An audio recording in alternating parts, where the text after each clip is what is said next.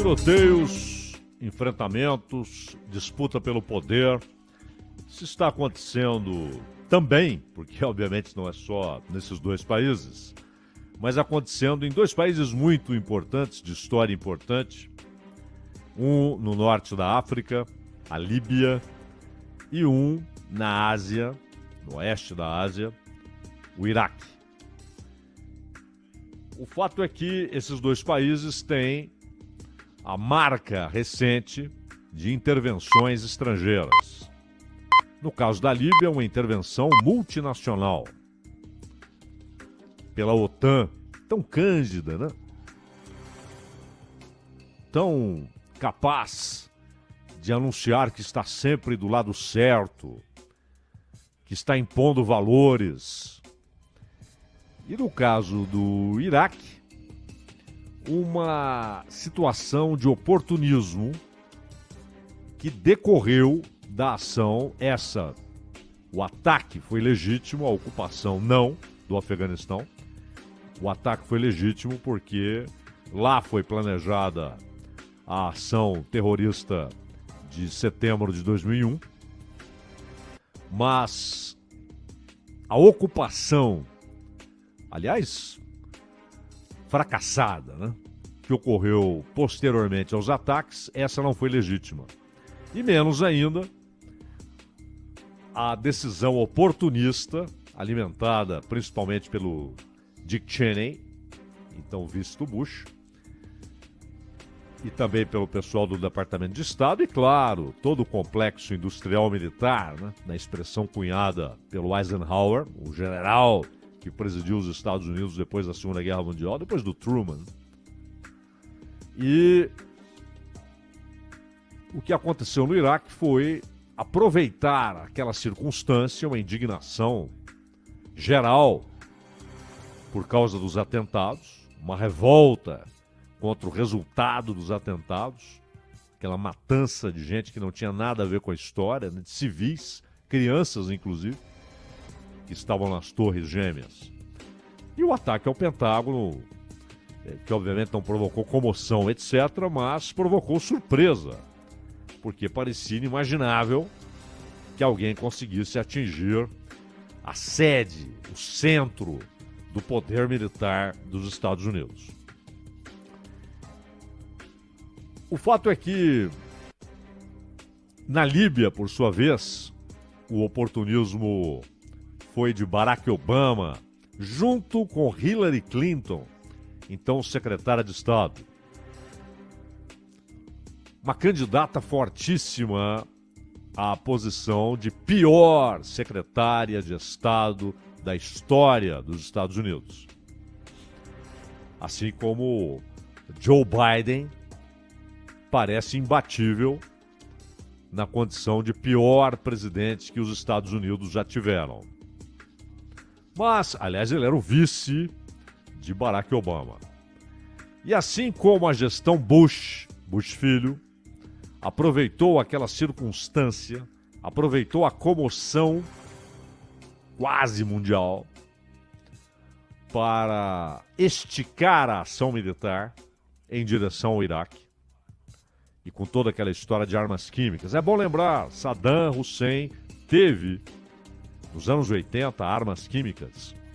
E usou essas armas químicas contra os curdos e contra os xiitas. Mas essa não era informação suficiente para, anos depois, imaginar que ele ainda tinha o mesmo poderio, a mesma capacidade de produção e utilização de armas químicas. Então foi um argumento para aproveitar aquela circunstância. Olha, nesse momento o mundo me apoia. Eu fui atacado. Nova York foi atacada, Washington foi atacada. Então, eu vou aproveitar a autoridade moral que a circunstância me dá e vou fazer o que estava há muito tempo planejado. Em relação ao Iraque. Em relação ao Afeganistão, não. Em relação ao Afeganistão, uma coisa foi a resposta com mísseis e a decisão de caçar Bin Laden onde ele estivesse. já que era uma resposta, já que era uma reação. Outra coisa foi tentar ocupar e doutrinar o Afeganistão. Um erro histórico, a gente já vai falar a respeito. No caso da Líbia, o oportunismo foi do Obama. O oportunismo, a arrogância, a ideia de que podemos fazer o que quisermos, porque somos os Estados Unidos, ela é uma ideia bipartidária. Não é uma característica dos democratas ou dos republicanos. Os democratas muitas vezes fingiram que eram os pacifistas da história. Bobagem. Basta ver o que fez o Partido Democrata, o que fez Lyndon Johnson no Vietnã e antes Kennedy. Porque o que era uma ação bem localizada, limitada, transforma-se numa guerra onde a ordem era devastar tudo que fosse possível. E essa mudança no tamanho da guerra, no tipo de envolvimento e na meta de devastar tudo que entrasse no meio do caminho, ela foi desencadeada pelo poder democrata. O mesmo antes, na Coreia. A Segunda Guerra é uma outra história, né? Era um imperativo moral entrar na guerra para destruir o nazifascismo. Esse era o imperativo moral. Todas as outras são guerras de intervenção, além das inúmeras ao longo da história, na Nicarágua. Citamos aqui outro dia Sandino, né? Sandino foi empurrado à condição de guerrilheiro para enfrentar não apenas a Guarda Nacional Nicaragüense, mas a intervenção militar dos Estados Unidos. Aconteceu na República Dominicana. Ali, metade de uma ilha, né? Divide a ilha com o Haiti. Mas lá estavam os corajosos, os bravos, para disciplinar, para dizer à República Dominicana que ela não poderia ter um governo que parecesse hostil aos interesses dos Estados Unidos. E são inúmeros os casos. Granada, né? Granada, ali, pequeno demais, mereceu a atenção de Ronald Reagan. Era preciso devastar aquela insurreição contra os interesses dos Estados Unidos. E no caso da Líbia, basicamente, a ideia era aproveitar uma revolta que começa na Tunísia, com um sujeito se matando, se imolando, se incendiando em protesto contra políticas governamentais, torna-se rapidamente, alastra-se como revolta popular contra o governo da Tunísia, a ditadura da Tunísia, e vai para além das fronteiras. Chega ao Egito, chega à Líbia, atravessa desde o Egito o Mar Vermelho, preocupa o governo saudita, embora lá nada tenha acontecido, preocupa as monarquias da região, mas também as repúblicas, e chega à Síria. Preocupa desde a monarquia jordaniana até a República Síria. Falando em república, quando Nasser derruba a monarquia no Egito, estabelece a república e traz consigo em seus discursos a ideia do pan-arabismo, ou seja, a reunião dos árabes numa grande comunidade com afinidades jurídicas, políticas, históricas, culturais, religiosas. Esse discurso de Nasser se espalha também. E acaba produzindo 3 líderes. Hafez Assad, o pai do Bashar Assad, na Síria. Saddam Hussein, no Iraque. E Muammar Gaddafi, na Líbia. Os 3 apostam no pan-arabismo. Inicialmente, são movimentos laicos. Nenhum deles faz menção de usar a força do Islã para a tomada do poder e para a manutenção do poder. Pelo contrário, reprimem grupos religiosos. A ideia era uma república de cunho pan-arabista. Tanto que Síria e Egito, por um período, embora obviamente separados, né, geograficamente, o asiático, país dos sírios, e o africano, o país dos egípcios, eles formam uma unidade jurídico, político, militar. Em 73, Gaddafi percebe que ele precisa do Islã. É quando ele começa a usar a cor verde predominantemente nos documentos. Há o livro verde de Gaddafi, e esse verde não é por acaso. É uma referência à cor do Islã, que é o verde. E Gaddafi não apenas torna-se o ditador da Líbia, mas torna-se figura importantíssima na unidade africana. Várias vezes ele foi fundamental para dirimir dúvidas, para interromper conflitos étnicos e religiosos na África, mesmo na África subsaariana, mas posteriormente começa a se envolver com atentados, começa a usar atentados como arma política e comete crimes bárbaros. Hafez Assad nunca teve essa ideia expansionista. Bastava-lhe controlar a Síria. E isso ele não só fez, como iniciou uma dinastia. Quando ele está já na velhice, próximo da morte, ele iria indicar um dos filhos, o filho morre, e Bashar Assad, que foi estudar na Suíça, que tinha outras metas, outros objetivos, não se imaginava sucessor do pai, vira o novo líder e ainda está lá. Principalmente graças a Irã e Estados Unidos.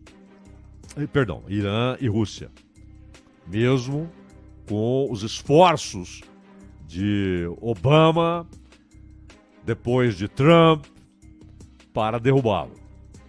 O fato é que esses grupos pan-arabistas, né, inspirados em Nasser, eles cresceram, se consolidaram no poder, mas cada país com sua característica. E no Iraque, Saddam era um sunita num país majoritariamente xiita. Iraque e Irã têm população majoritariamente xiita. Por isso que quando há revolução no Irã, a Revolução de Fevereiro de 79, que leva Khomeini ao poder, Saddam se assusta. Porque ele é um ditador. É bom lembrar, o Saddam deu um golpe dentro do golpe. Porque os militares já haviam tomado o poder no Iraque. E num terceiro golpe ele assume o poder. Ele não é o primeiro dos ditadores militares. Mas houve golpes dentro do golpe. Mas em 79 ele já está com o poder consolidado. Mas se assusta.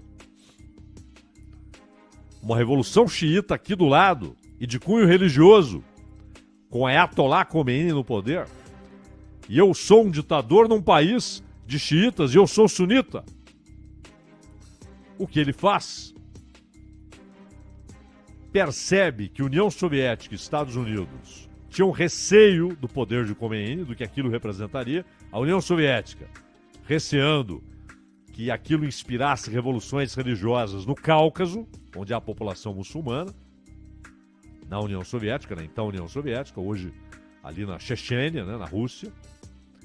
e os Estados Unidos, porque desde o início viram que um aliado havia caído, o Shah Reza Pahlavi, e subiram ao poder alguém que odiava os Estados Unidos.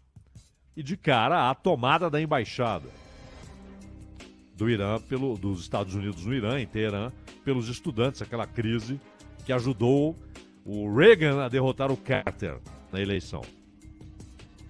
Saddam Hussein faz o quê? Consegue apoio das potências e inicia uma guerra. Foram 8 anos de guerra, Irã e Iraque. 100 vencedores. Mais de 1 milhão de mortos. 100 vencedores. Terminou em 88. Tanto que o Saddam, robustecido militarmente com o apoio das potências, parte para uma nova aventura.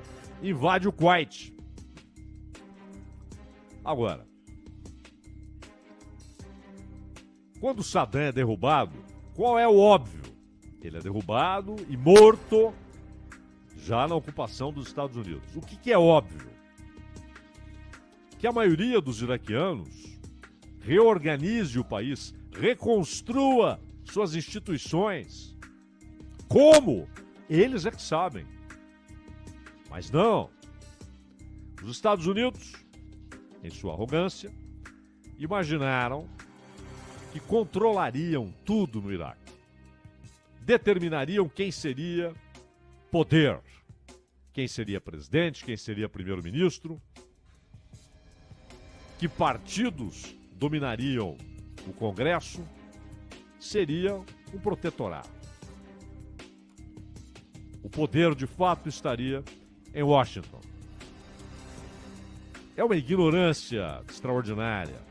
Eles não conhecem os árabes, que jamais ficariam de braços cruzados vendo aquele poder estrangeiro. Como sempre lutaram, inclusive em alguns momentos, junto com os judeus, contra o domínio britânico. Árabes e judeus lutaram juntos durante um bom tempo contra o domínio britânico. É um povo com uma história extraordinária, com uma noção de soberania que não pode ser negligenciada, e foi. Os Estados Unidos perderam a noção da história por causa da sua arrogância. E na Líbia, aproveitando ali o festival de insurreições com a chamada Primavera Árabe, termo obviamente cunhado no Ocidente, que quis estabelecer, inclusive, que tipo de movimento seria. Usaram a expressão Primavera Árabe, obviamente numa alusão à Primavera de Praga, que foi esmagada pelos tanques soviéticos. Mas o que eles imaginaram não aconteceu. Assad não caiu e não caiu Gaddafi. Caiu Mubarak. E hoje, o que há no Egito? A mesmíssima situação de quando Mubarak era o presidente. Está lá o general Sisi, um general no poder, os militares estão no poder, exatamente como foi no período pós-Nasser, que era uma figura popularíssima, etc. Mas com Anwar al-Sadat, com Mubarak e agora com Sisi. Até porque no período em que lá esteve o Mursi, muçulmano,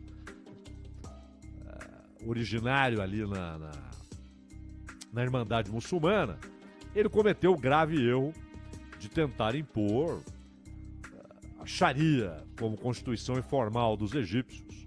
E é um país muito diversificado, muito complexo. E houve aquelas manifestações de mais de 1 milhão de pessoas nas ruas. Os militares aproveitaram e retomaram o negócio. Não mudou nada. E na Líbia, não havia força armada para derrubar Gaddafi. Era a realidade da Líbia. E o que fizeram os integrantes da OTAN, fizeram os Estados Unidos e seus aliados? Nós vamos derrubar Gaddafi.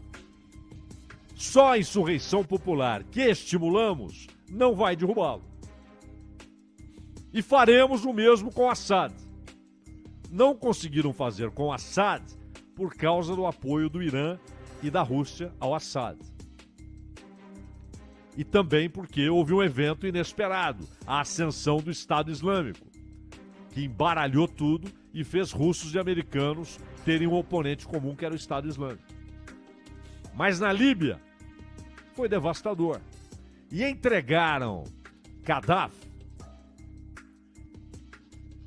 que andou patrocinando candidaturas presidenciais na França, que foi bajulado pelo Ocidente para financiar campanhas, para apoiar interesses do Ocidente na África, porque ele era um líder mais do que líbio. Era um ditador? Sim. Patrocinou atos terroristas? Sim.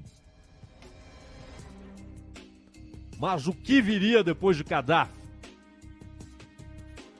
Veio o caos. E Obama hoje faz cara de quem não tem nada com isso. E Hillary Clinton não toca no assunto. E Joe Biden, que era vice, nada diz. O caos está na Líbia.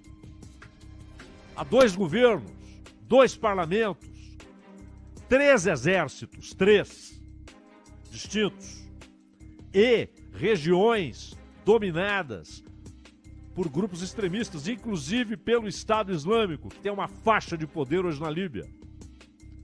Foi isso que a ação dos Estados Unidos, com apoio da obediente OTAN, ou seja, dos europeus e canadenses, sempre obedientes, foi isso que eles conseguiram. O caos. E no Iraque, ontem o Palácio Presidencial tomado, inclusive os caras não tiveram dúvida, mergulharam naquela piscina formidável que tem lá no Palácio,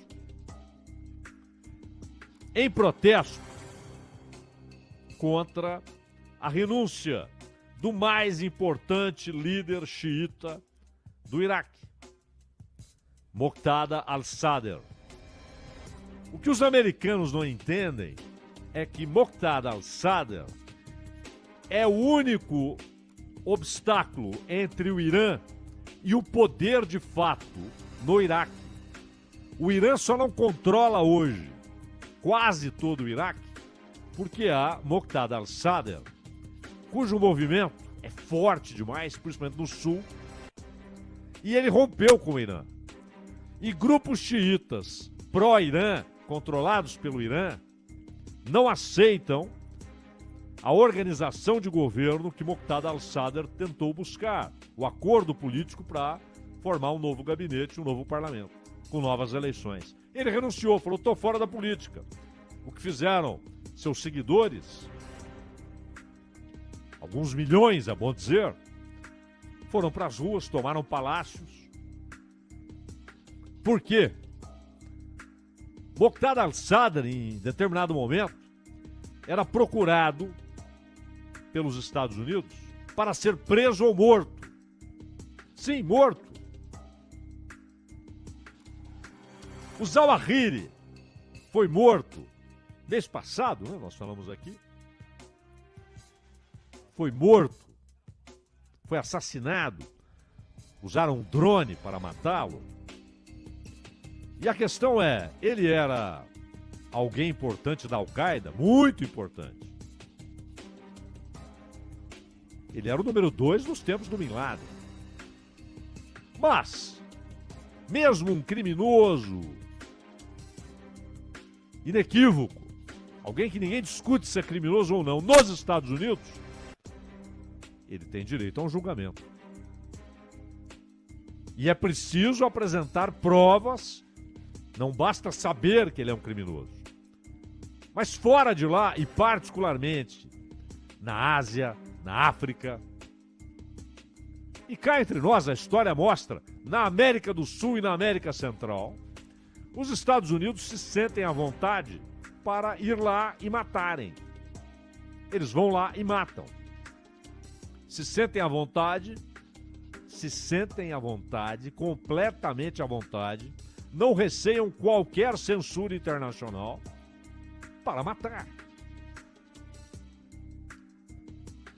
E eles queriam matar Moqtada al-Sadr. Burrice, além de tudo, além de arrogância, burrice. Porque esse é o cara que impede que haja o controle total do movimento xiita, que é majoritário. Os xiitas são majoritários no Iraque. E só não há controle total do movimento xiita pelo Irã porque existe Moqtada al-Sadr. Mas na ignorância combinada com arrogância, queriam matá-lo. E deixaram o que no Iraque? Um caos.